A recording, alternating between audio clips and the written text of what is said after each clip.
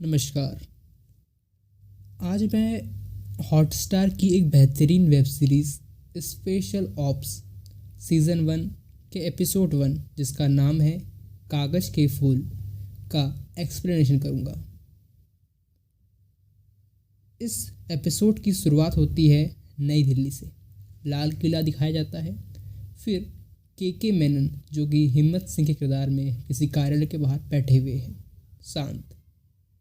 इसके बाद उन्हें फ़ोन आता है और वे कहते हैं छोड़ दो। इसके बाद उन्हें फिर फ़ोन आता है, फिर वो कहते हैं ठोक दो।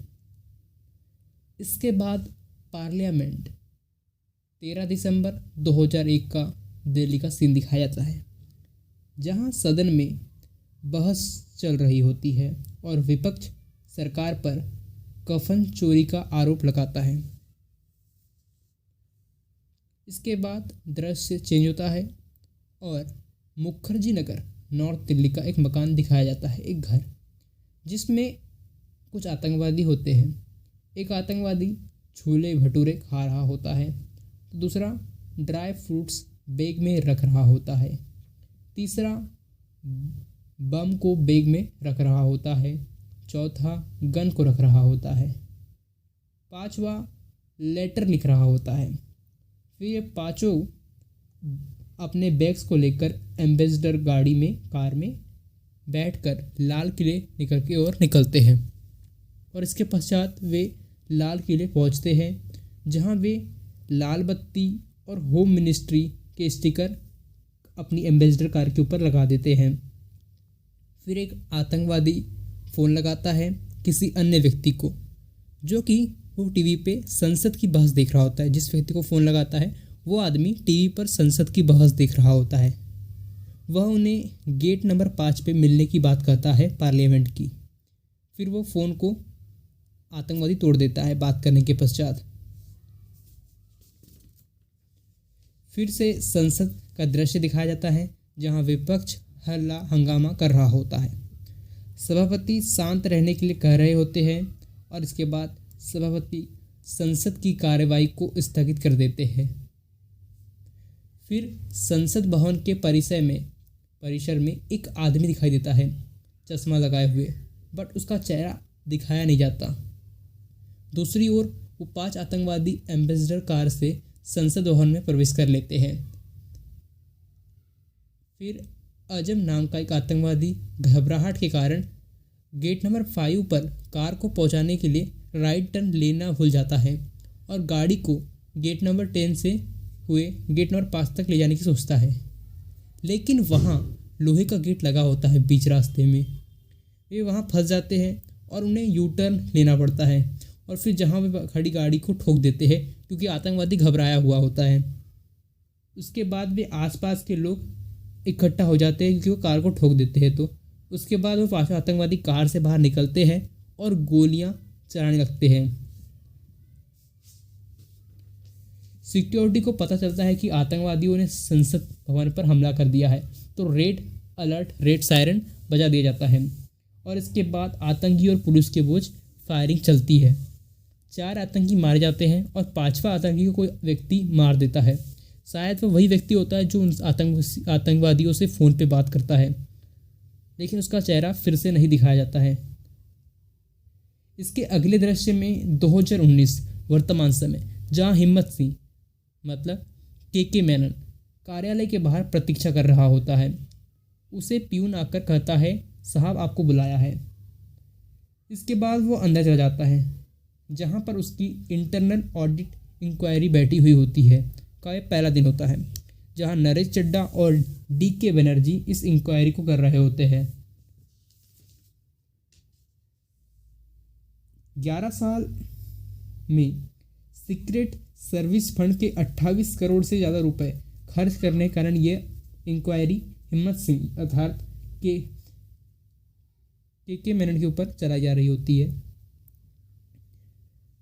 और इस 28 करोड़ को हिम्मत सिंह ने मिडिल ईस्ट कंट्रीज़ जैसे तानबूल, तेहरान, UAE, शारजाह, तिब्लिसी में अपने 5 देशों में 5 एजेंट पर खर्च किए होते हैं। इसके बाद दोनों ऑफिसर उससे हिम्मत सिंह से बात करते हैं और पूछते हैं कि उन्होंने पैसे कहाँ खर्च किए हैं। तो वो बताता है कि उसने तो अपने 5 एजेंट पे खर्च किए हैं और ये एजेंट नॉन ट्रांसफरेबल है, मतलब इन एजेंट्स को वो कोई और ट्रांसफ़र नहीं कर सकता। मतलब जब तक हिम्मत सिंह कार्य करेगा तब तक एजेंट उसके लिए काम करेंगे, इसके बाद वो किसी और के लिए काम नहीं करेंगे। इसके बाद वे दो ऑफिसर्स उसको 2001 के पार्लियामेंट अटैक के बारे में पूछते हैं, क्योंकि उस अटैक में इंटेलिजेंस फेलियर की अलग ही थ्योरी हिम्मत सिंह ने दी थी। इसके बाद पुराना सीन दिखाया जाता है जहां रॉ हेडक्वार्टर न्यू दिल्ली में 13 अगस्त 2001 को रॉ चीफ डांट लगा रहा होता है अपने सहयोगियों पर पार्लियामेंट अटैक के लिए जो इंटेलिजेंट फेलियर हुआ है इसके लिए। इसके बाद रॉ चीफ हिम्मत सिंह को अपने साथ एमओडी ऑफिस वॉर रूम में पीएम मीटिंग में ले जाता है, जहां पीएम अगले 12 घंटे में इस अटैक फेलियर को रिपोर्ट मांगते हैं। अगले दृश्य में हिम्मत पार्लियामेंट अटैक के इन्वेस्टिगेशन टीम के इंचार्ज से मिलता है, जो उसे पूरी वही कहानी समझाता है कि किस प्रकार से पार्लियामेंट पर इन 5 आतंकवादियों ने हमला किया था।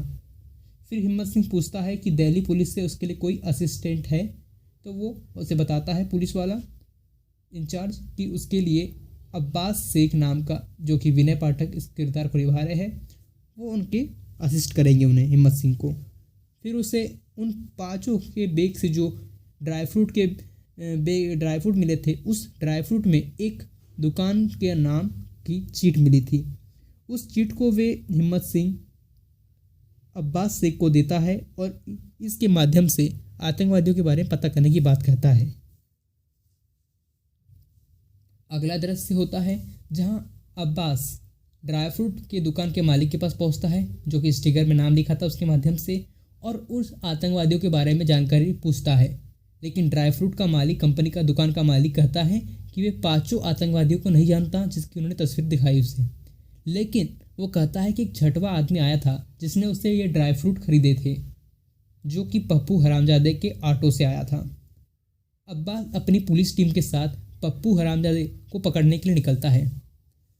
पहले तो पप्पू उन्हें खूब दौड़ाता है, अब्बास और उसकी पूरी पुलिस टीम को, फिर हाथ में पकड़ा जाता है और 6वें आदमी का नाम फैजल बताता है। वह कहता है कि उसके बारे में उसके ज़्यादा कुछ पता नहीं है, लेकिन उसने कहा था, उस आतंकवादी ने, 6वें ने, पप्पू हरामजादे से, कि उसकी बरसाती से मस्जिद दिखाई देती है। इसके बाद की अगले दृश्य में पीएम मीटिंग में दिल्ली पुलिस कमिश्नर अफजल गुरु को अरेस्ट करने की बात कहते हैं और केस को बंद करने की बात कहते हैं। तब हिम्मत सिंह वहां पहुंचता है और कहता है कि 6 आतंकी थे, ना कि 5, और ये अटैक जैश का अटैक था। पीएम पूछते हैं कि 6वां आतंकी कहाँ गया, तो वह कहता है हिम्मत सिंह कि हम उसे ढूंढ रहे हैं, इसके लिए हमें समय चाहिए। अगले दृश्य में अब्बास फ़ोन पे हिम्मत से बात करता है कि मस्जिद एक है लेकिन मकान बहुत सारे हैं, और 6वां आतंकी पुलिस देखकर समझ जाता है कि उसे वो ढूंढने आए हैं। अपने मकान में पहुंचकर वो आतंकवादी कुछ कागजात सबूत मिटाने लगता है, जलाने लगता है। हिम्मत मस्जिद की छत से एक मकान को से धुआं निकलते हुए देखता है और वह समझ जाता है कि आतंकवादी का घर वही है, उसी घर में वो रुका हुआ है, और फिर वो अब्बास के साथ उस मकान की ओर दौड़ पड़ता है। जब हिम्मत और अब्बास उस मकान पर पहुंचते हैं तब तक वो आतंकवादी भाग चला जाता है, लेकिन हिम्मत सिंह उसे देख लेता है, लेकिन उसका चेहरा को नहीं पहचान पाता या नहीं क्लियरली दिख पाता है। फिर कहानी प्रेजेंट में आ जाती है जहां हिम्मत की थ्योरी पर विश्वास नहीं होता उन दोनों इंक्वायरी करने वाले ऑफिसर्स को। फिर हिम्मत को फ़ोन आता है और फिर वो कहता है छोड़ दो, और इसके बाद इंक्वायरी के पहले दिन का डे का टाइमिंग समाप्त हो जाती है।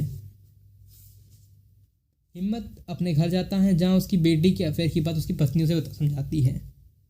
इसके बाद फारूक का यूएई से, जो कि हिम्मत सिंह का एक एजेंट है जो यूएई में काम कर रहा है, यूएई में, वो उसे इखलाक खान मिल गया बताता है, जो कि 6वां आदमी था आतंकवादी जो कि भाग गया था पार्लियामेंट अटैक में। इसके बाद पहला एपिसोड समाप्त हो जाता है।